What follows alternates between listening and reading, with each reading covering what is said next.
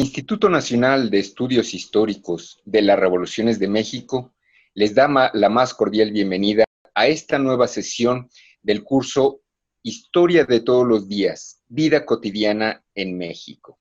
En esta ocasión, con la participación de la doctora Claudia Augustoni. Hola, ¿qué tal? Buenas tardes y bueno, gracias por la invitación para participar en este curso. Y bueno, el tema que yo voy a abordar es el de medicina, enfermedades y epidemias entre 1890 y 1930. Bien, para comenzar, quisiera que nos introdujeras en el estudio de la medicina, la salud, la enfermedad, como temas de estudios históricos. Desde luego con una mención breve de los momentos de emergencia epidémica, ya que estamos en un contexto que abiertamente abre las expectativas, qué sucedió con la medicina, la salud, la enfermedad y las epidemias entre 1890 y 1930.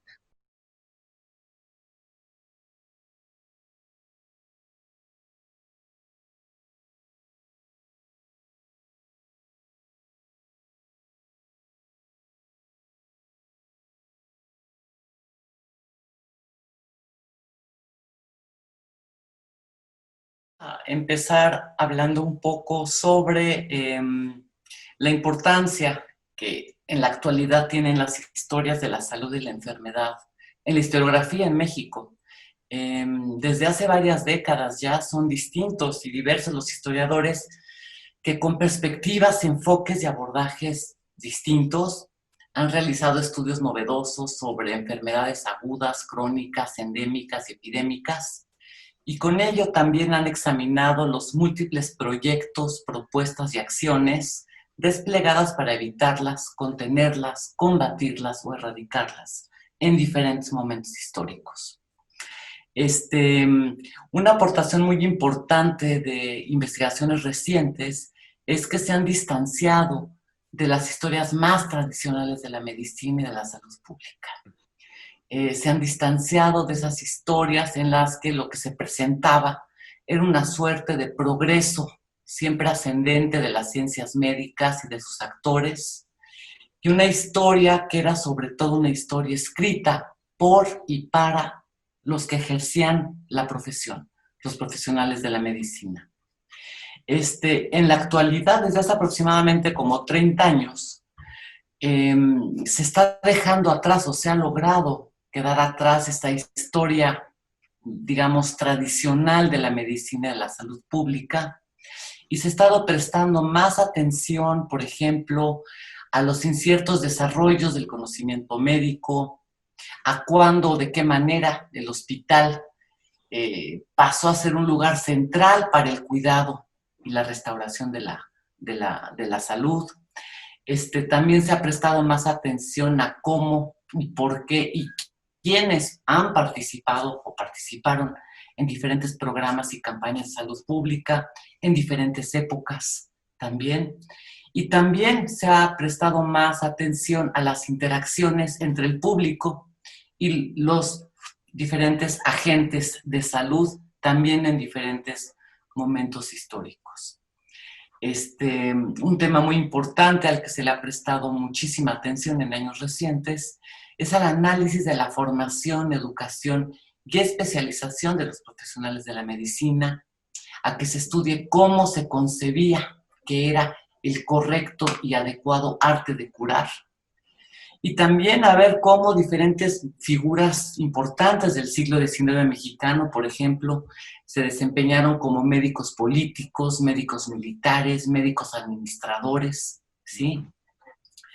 También se ha prestado más atención a debates, conflictos y problemas al interior de las élites médicas y a los problemas y a los retos a los que se enfrentaron tanto los profesionales de la medicina como las instancias gubernamentales para implementar determinados programas médicos, sanitarios o asistenciales. Es decir, se ha logrado dejar atrás una visión de una clase médica homogénea, libre de tensiones y poseedora de un sentido de responsabilidad pública y privada que se calificó durante mucho tiempo como atemporal, como inherente a la práctica médica.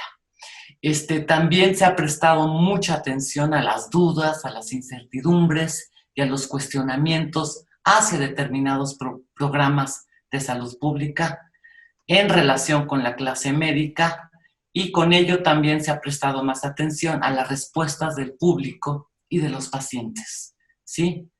Y bueno, un tema clave, fundamental y que ha traído la atención de múltiples historiadores es el estudio de las epidemias. Y bueno, por supuesto que es uno de los temas que más ha sido trabajado, ¿no? Y tan solo en el periodo que voy a abordar en un momento, 1890-1930, hubo cantidad de enfermedades que adquirieron proporciones epidémicas en el país. Por ejemplo, hubo epidemias de tifo en 1877, en 1892, en el 89, en 1905, en 1915 y 16. También hubo epidemias de fiebre amarilla en 1902 y 1903, de peste bubónica en 1903, y claro, la pandemia de influenza de 1918-19, que como sabemos causó el fallecimiento de aproximadamente 50 millones de personas a nivel mundial y que en México llegó en el otoño de 1918, ¿no? En plena fase armada de la Revolución Mexicana. Y bueno, muchas de las medidas implementadas en ese momento son muy similares a las que estamos viviendo en estos momentos de emergencia sanitaria. Y bueno, en ese momento no se sabía que la influenza era causada por un virus. Hoy día sabemos perfectamente bien qué es lo que lo causa, el COVID, sabemos muy bien, pero las medidas siguen siendo las mismas, ¿no? Entonces ahí hay una beta muy rica para investigaciones históricas que seguramente están en proceso, y seguramente van a estar en prensa y publicadas y se van a dar a conocer en los próximos meses, ¿sí? Entonces, bueno, esa es, digamos, la introducción general que quiero dar a los cambios que ha habido, a los temas, a las posibilidades que tiene este ámbito de investigación histórica.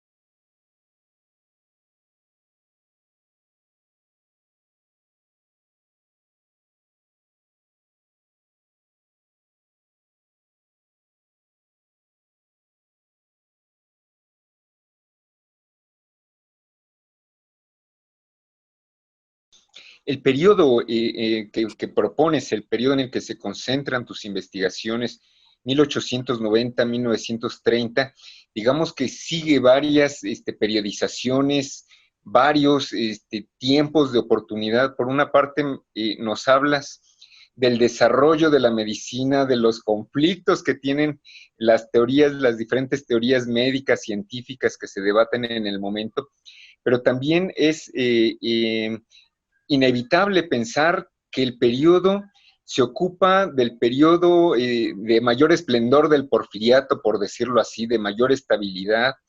También transcurre el decenio de la Revolución Mexicana, que vino a trastornar y a transformar o a sentar por lo menos los inicios de la transformación del México contemporáneo, y te ocupas de la primera década del México por revolucionario, es decir, es una fase de grandes transiciones históricas, pero también hay algo que es muy digno de ser observado en medio de todo este contexto, y es la estructura social, poblacional, demográfica de México en aquel entonces, donde marcadamente podemos ver un México que por una parte es un México urbano que despunta, que sale de la tradición, entra en la modernidad, crece, es pujante, pero también hay un México rural muy extendido.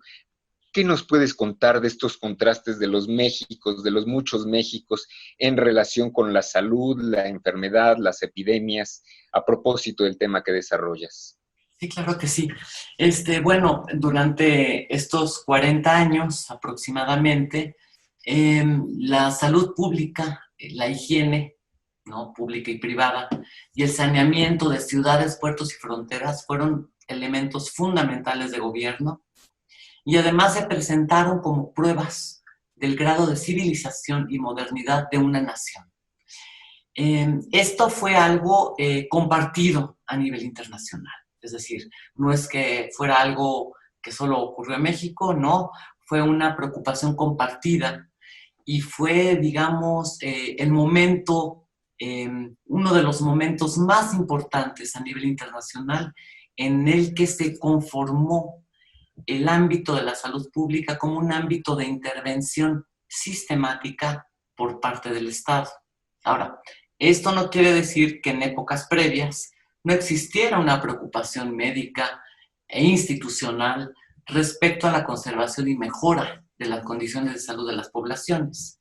Sin embargo, fue a partir de las décadas finales del 19 cuando la conjunción de la microbiología médica, ¿no?, y la fabricación de sueros y vacunas, por ejemplo, la conjunción de esto con una mayor consolidación del proceso, una mayor consolidación estatal, y un despunte del comercio, en este caso internacional y nacional también, hicieron de la salud pública un ámbito fundamental para el progreso económico, para el crecimiento de las ciudades y también para poseer a una población sana, vigorosa y numerosa. Esas eran preocupaciones fundamentales de la época.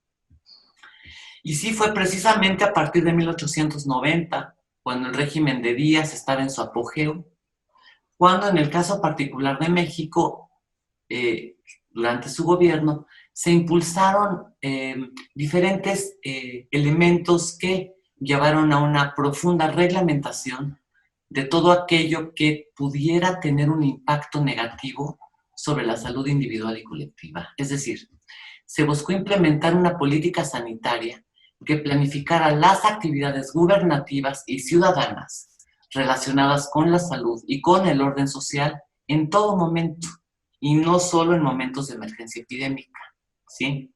Es decir, la acción gubernamental en materia de salud se presentó o se pensó como algo que tenía que ser permanente, constante, y no solo como respuesta a una emergencia epidémica. Para ello se hicieron muchísimas cosas, es decir, por una parte se invirtió mucho dinero en grandes obras de infraestructura sanitaria, como sistema de drenaje, suministro de agua potable, desagüe, ¿no?, en las ciudades principales, y se legisló como nunca antes en materia de salubridad e higiene.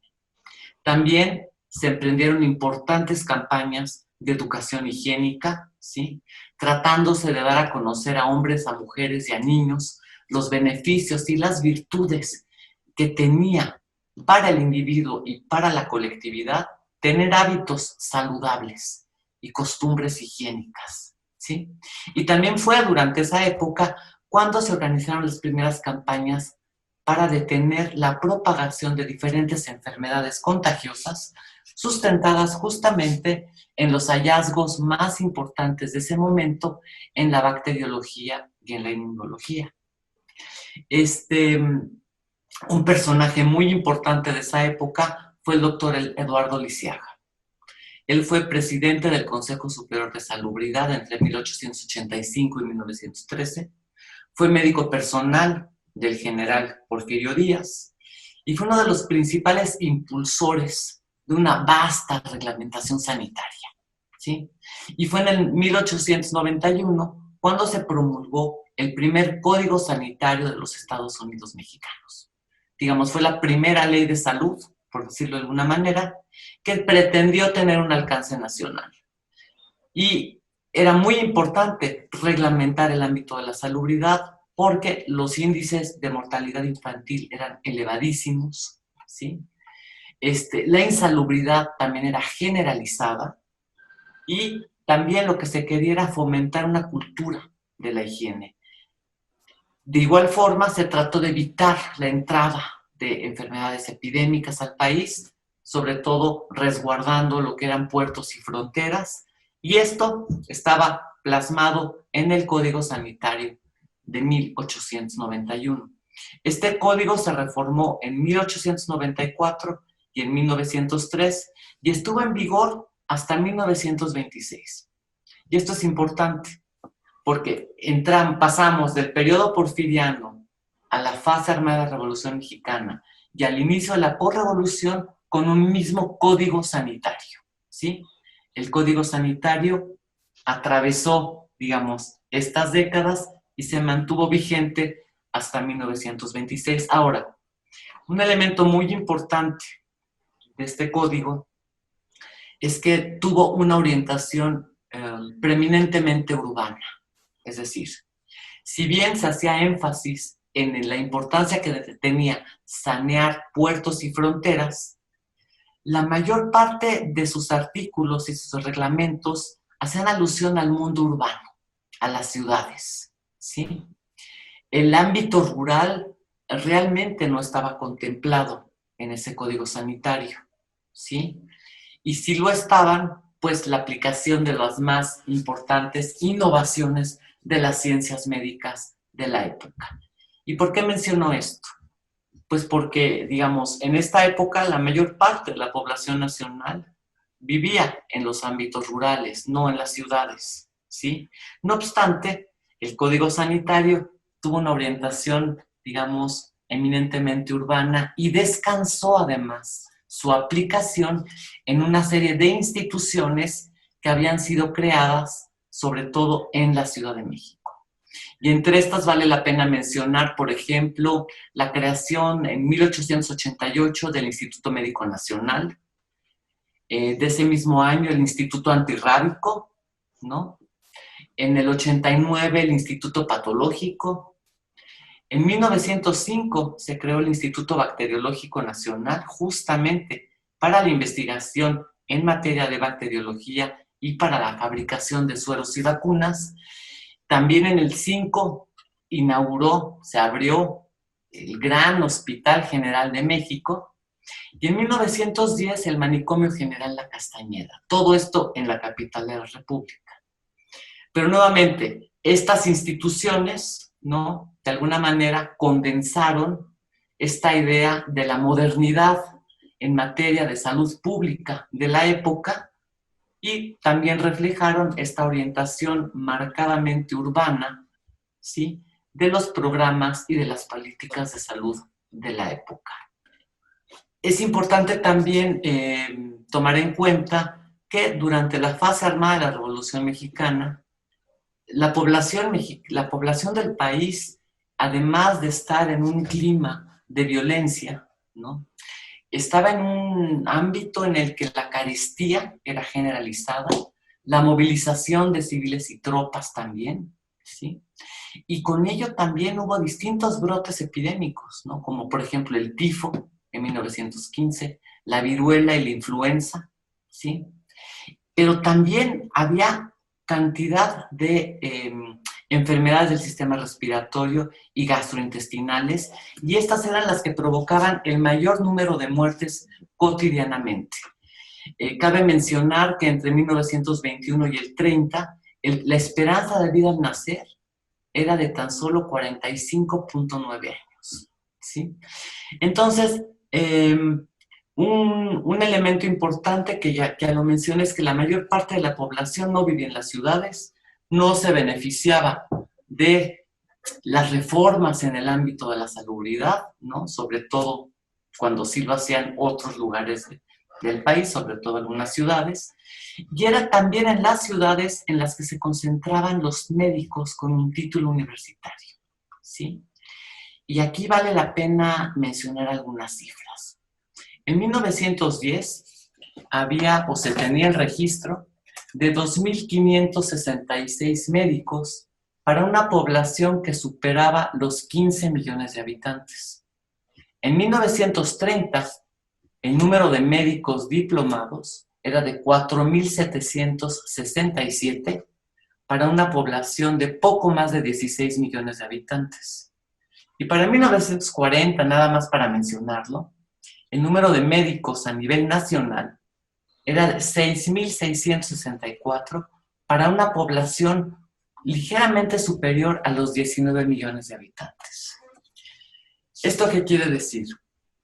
Que la mayor parte de la población no tenía acceso a médicos diplomados, ¿sí? Tampoco a los programas de salud materno-infantil que se fueron organizando, o a los programas y a las campañas para evitar las enfermedades de transmisión sexual, o contra el alcoholismo, el consumo de drogas, o para contener la tuberculosis pulmonar, por ejemplo, ¿sí?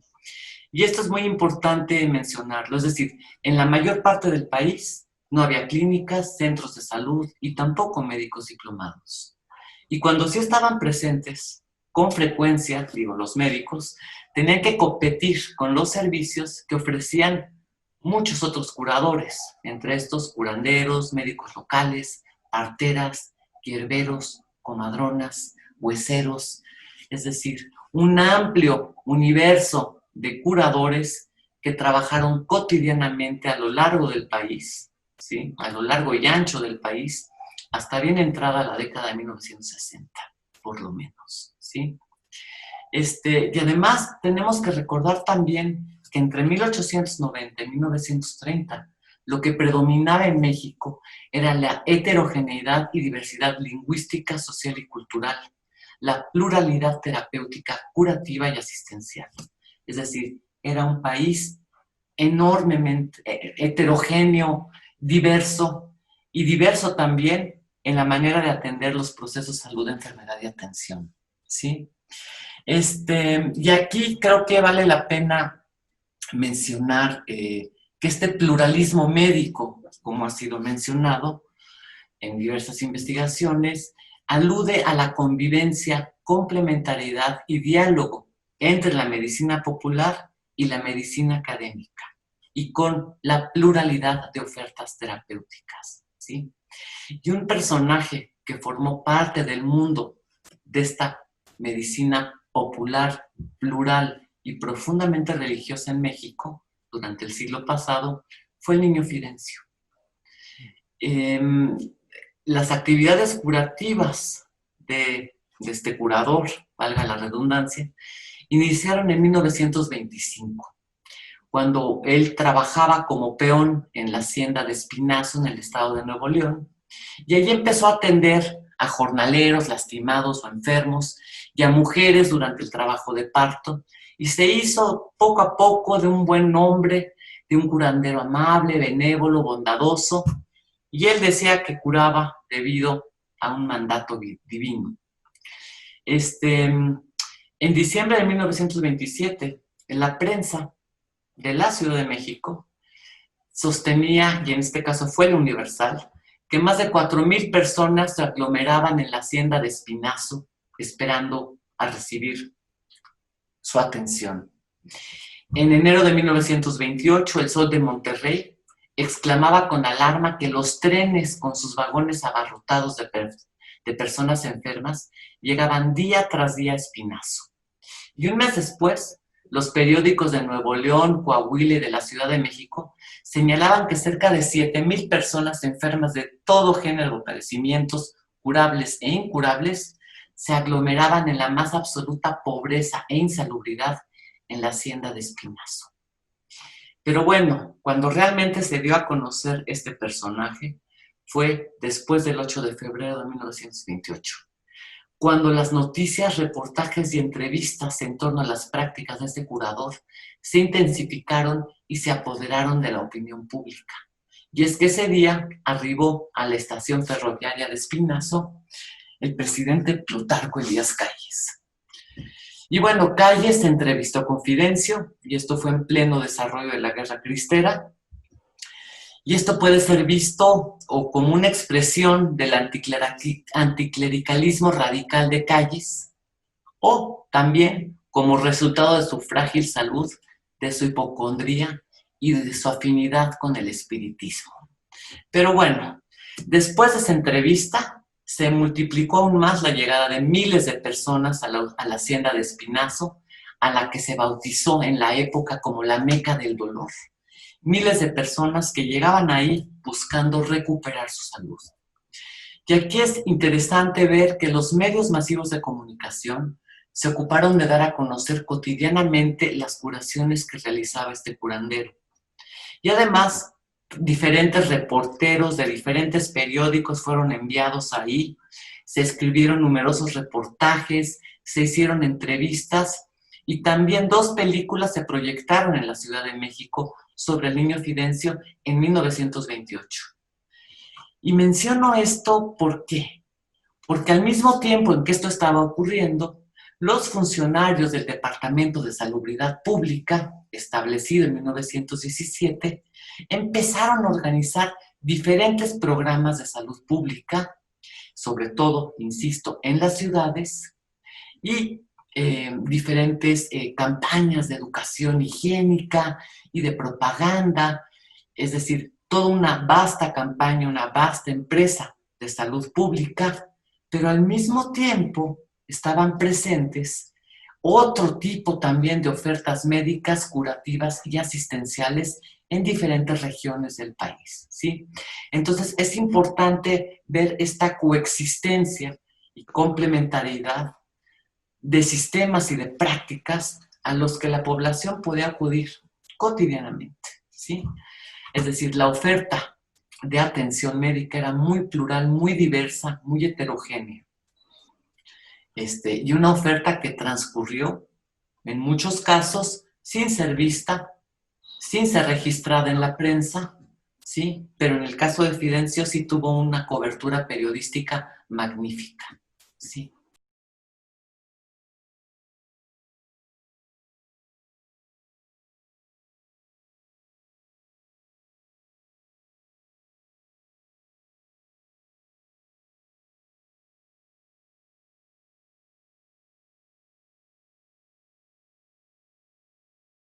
Es muy interesante lo que comentas acerca de estos caminos paralelos que convergen, divergen al mismo tiempo, la formación de instituciones, de políticas públicas, pero también un México muy arraigado en la fe, en la religiosidad, en el curanderismo.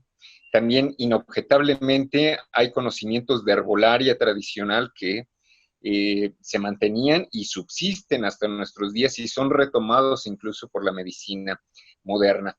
También en el caso que tú estás estudiando, en el periodo particular, bueno, vemos una emergencia prodigiosa primero de la prensa periódica.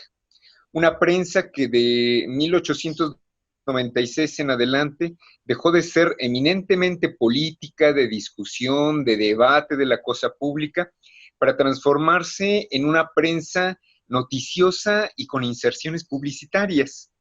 Y aquí este desarrollo, digamos, de los medios de comunicación, primero la prensa y, digamos, ya entrado en el siglo XX, la radio, que también tuvo una irrupción muy importante en la vida pues de la población en general, hay también una presencia de la medicina, pero ahora bajo otro concepto, bajo el concepto de salud en venta y corriendo paralelo a prácticas de medicina doméstica. ¿Qué nos puedes contar de la medicina, la salud y la publicidad en periódicos y posteriormente en la radio? Pues sí, fue realmente una época de despunte, ¿no? De masificación, eh, de noticias, productos, enseres, eh, recomendaciones, consejos sobre cómo cuidar la salud eh, y restaurarla en caso de enfermedad para un público amplio y diverso. Y sí, sin duda alguna fue la publicación masiva de periódicos, de revistas, programas en radio, incluso el cine.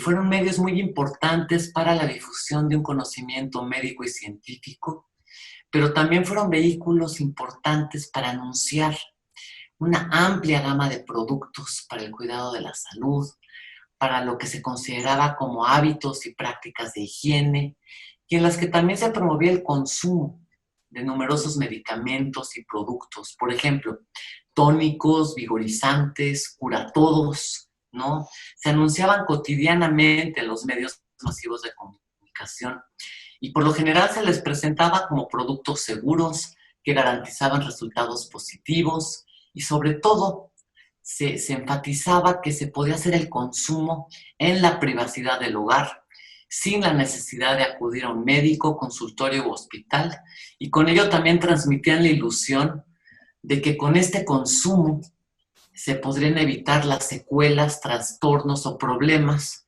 que podrían resultar de ir a un hospital o de someterse a alguna intervención quirúrgica, ¿sí?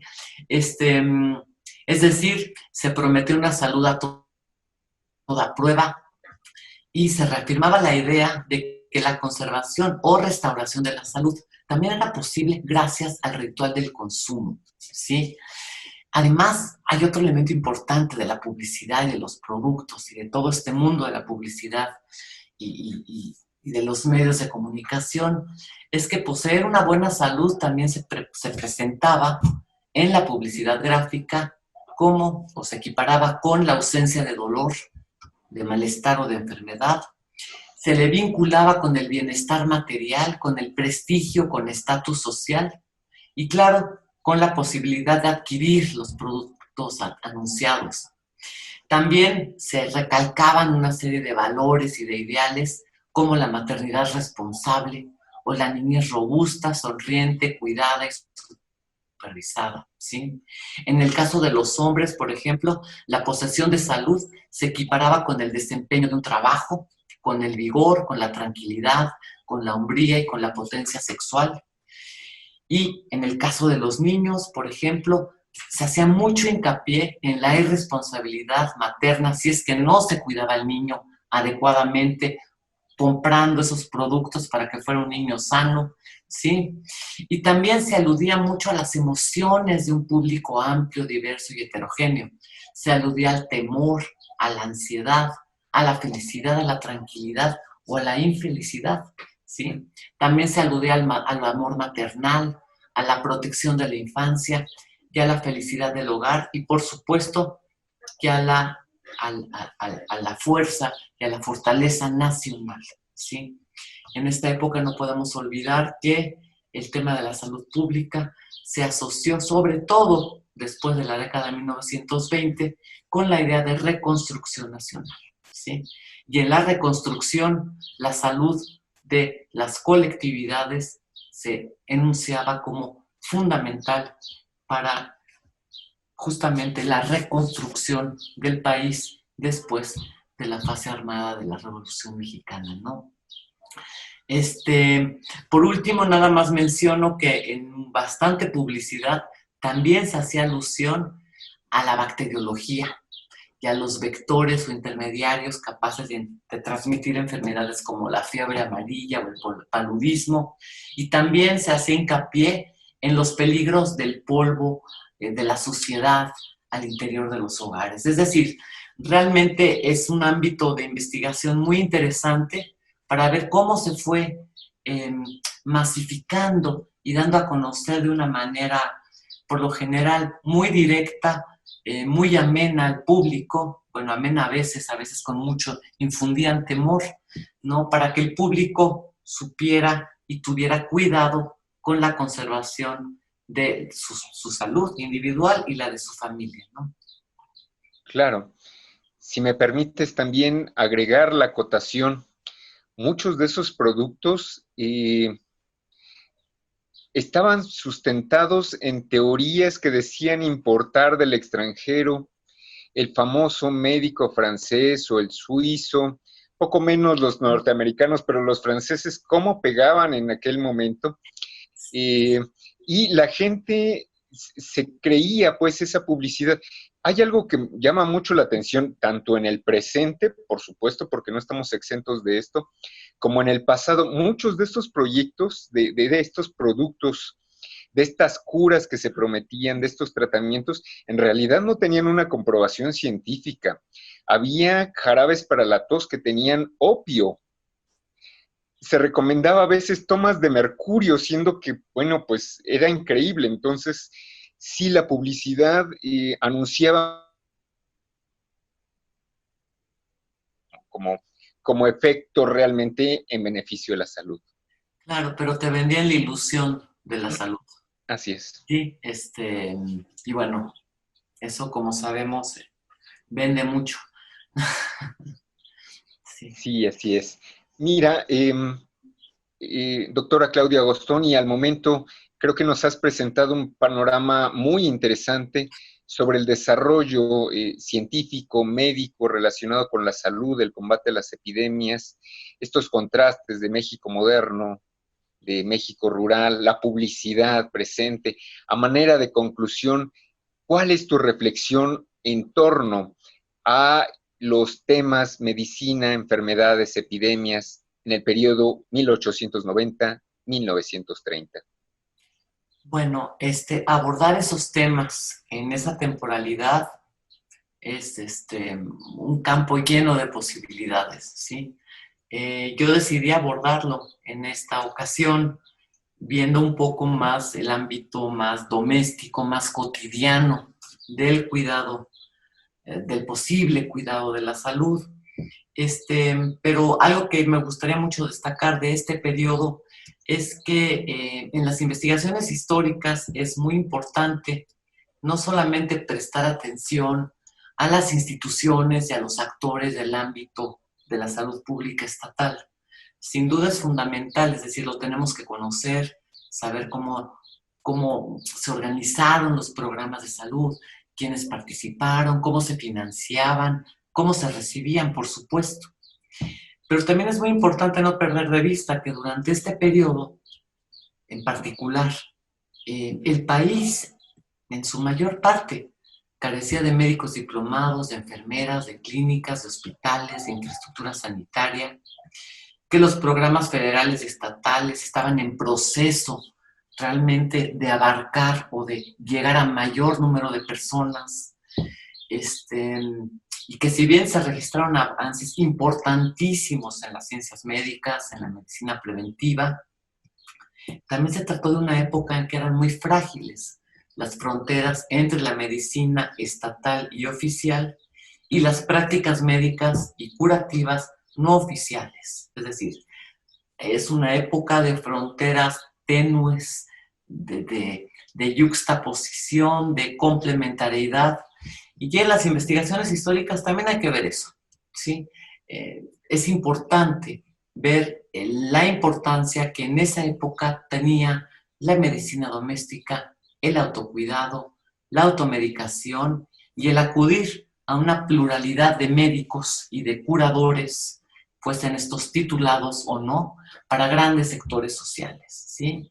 Fuesen estos urbanos o rurales, ¿no? Básicamente eso. Así es. Doctora Claudia Agostoni, nos has ofrecido un panorama muy enriquecedor, una perspectiva, digamos, prácticamente a 100 años de distancia en relación con la situación que vivimos actualmente. Y bueno, pues no dejar de tener presente que el tema de la salud, de las epidemias, de los avances de la medicina y también de las fronteras que en ciertos momentos se encuentra la medicina, pues no solamente son de nuestro tiempo, sino que transcurren a lo largo de la historia del país, no solamente en el periodo que tú te ocupas, sino en un periodo mucho más amplio que puede ser visualizado. Agradecemos mucho tu participación, es muy valiosa tu contribución para nuestro instituto, el INARM.